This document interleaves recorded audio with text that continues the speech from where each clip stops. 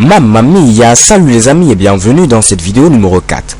Alors dans cette vidéo comme promis, nous allons voir ici l'ensemble, les trois ensembles plutôt qui font partie du réseau GSM. Nous avons parlé premièrement du BSS. BSS qui signifie Base Station Subsystem. À ce niveau, je l'avais dit, c'est tout simplement ici cette partie qui va nous permettre de pouvoir donner accès à notre réseau, à notre abonné. Ok, donc pour ce faire, on va utiliser premièrement un équipement appelé BTS. BTS qui signifie Base Transceiver Station. À ce niveau, la BTS va permettre tout simplement d'assurer le lien radioélectrique avec l'abonné, en grosso modo avec l'équipement mobile de l'abonné. J'ai marqué ici MS pour tout simplement Mobile Station. C'est tout simplement ici la station mobile. Donc généralement, l'équipement mobile que vous avez, votre téléphone mobile qui contient également la puce, est appelé tout simplement MS ou Mobile Station. Ok? Donc au niveau de la BTS, si je vais tenter de représenter ce Mitsubishi, donc là je vais prendre tout simplement un petit stylet. Je vous préviens à l'avant, j'écris très mal, je dessine également très mal. La BTS c'est un peu en grosso modo comme une antenne. Donc généralement on va représenter ce Mitsubishi comme ceci. Ok. Ensuite, nous allons avoir ce qu'on appelle ici les BSC. BSC qui signifie Base Station Controller. Donc au niveau des BSC, ce sont ceux-là qui vont tout simplement gérer les différentes BTS. Donc puisque nous allons avoir plusieurs BTS qui seront tout simplement installés dans des zones différentes, il faut tout simplement un autre équipement qui sera chargé de pouvoir centraliser en grosso modo le trafic. Donc les BSC vont avoir deux rôles. Premièrement, gérer l'ensemble des BTS qui ont été installés au niveau tout simplement beaucoup plus proche des utilisateurs, mais également une concentration du trafic. Pour terminer au niveau du BSS, nous avons tout simplement un dernier équipement qui est appelé TCU. TCU qui signifie tout simplement Transcoder Unit. À ce niveau, il sera connecté tout simplement au BSC et va nous permettre tout simplement de pouvoir faire une adaptation de débit au niveau des circuits paroles. Donc cette adaptation de débit, nous allons le voir en détail avec cette histoire de 13 kilobits, 64 kilobits. Mamma mia, ne vous inquiétez pas. Pour l'instant, sachez tout simplement que le TCU sera connecté au BSC et va permettre tout simplement d'avoir une adaptation de débit au niveau des circuits voix. Ok? Donc je passe à la diapo suivante. On va voir maintenant ici le NSS. NSS qui signifie Network Subsystem. Donc en grosso modo c'est le cœur du réseau.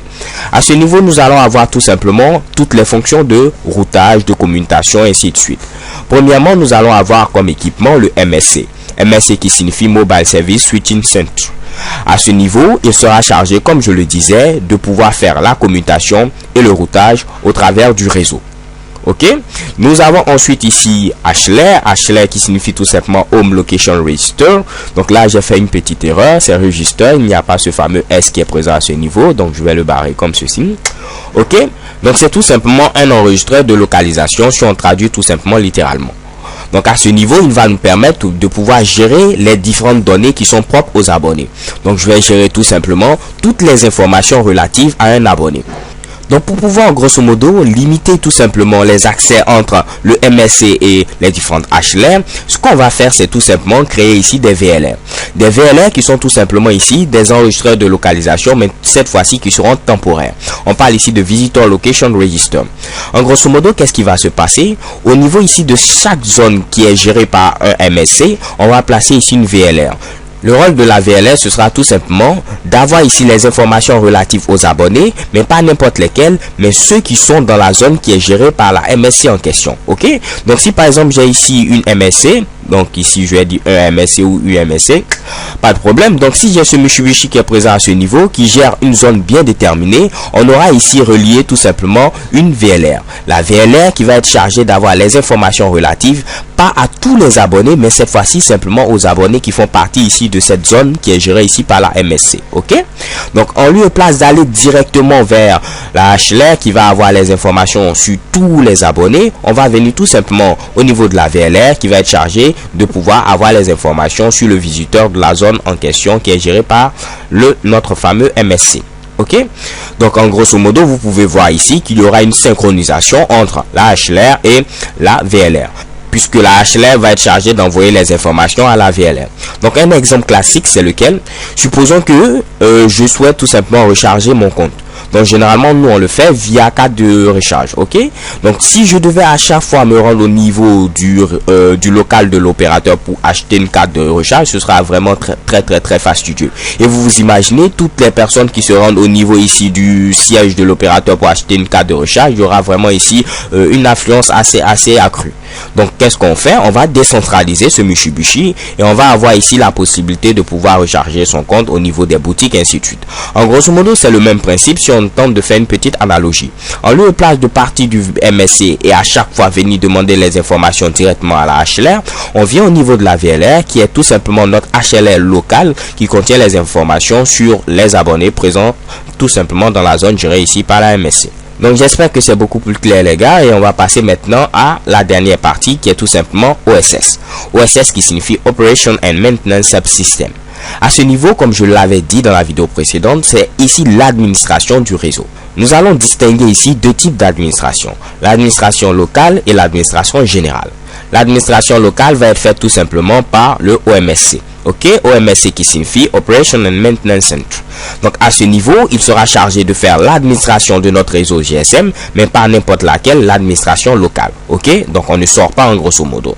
Maintenant, il y aura un autre centre, c'est ici le NMC, qui signifie Network Management Center, qui sera chargé tout simplement cette fois-ci de faire l'administration générale ici de notre réseau GSM. Ok, donc deux types d'administration, locale et générale. OMSC pour tout simplement l'administration locale et NMSC pour tout simplement l'administration générale. J'ai un peu du mal à prononcer OMC, NMSC, mamma mia. Donc on va continuer avec deux autres éléments très importants. AUC qui signifie Authentication Center. Il sera chargé tout simplement d'avoir ici les fonctions de sécurité et du contrôle d'accès au réseau. Tu veux accéder à mon réseau? Est-ce que tu as le droit? Oui, je te laisse passer. Dans le cas contraire, non. Donc au niveau de l'AUC, on sera chargé de gérer la sécurité, mais également le contrôle d'accès au niveau du réseau. Pour terminer, nous avons ici l'EIR. EIR qui signifie Equipment Identity Register. Il sera chargé, si on traduit littéralement, d'enregistrer les identités des différents équipements. Donc là-bas, c'est très important. Si vous avez par exemple votre téléphone, généralement on vous dit que votre téléphone a été volé, comment je peux le retrouver, ainsi de suite. Donc au niveau du EIR, on va enregistrer tout simplement tous les équipements, tous les téléphones. Comme ça, on peut avoir par exemple ce qu'on appelle la liste noire. Tous les téléphones qui ont été volés vont être ici dans cette liste-là. Donc cela va permettre d'avoir ici également une administration beaucoup plus facilitée, comme c'était déjà prédit au niveau des caractéristiques du GSM. Alors les gars, pour ne pas rendre cette vidéo assez longue, j'avais prévu ici vous dessiner l'architecture complète d'un réseau GSM. On va tout simplement s'arrêter là et je vous donne rendez-vous à la vidéo prochaine où on va entamer directement ici cette fameuse architecture là. So thank you guys for watching. Don't forget to subscribe and see you to next video. Have a nice day. XOXO.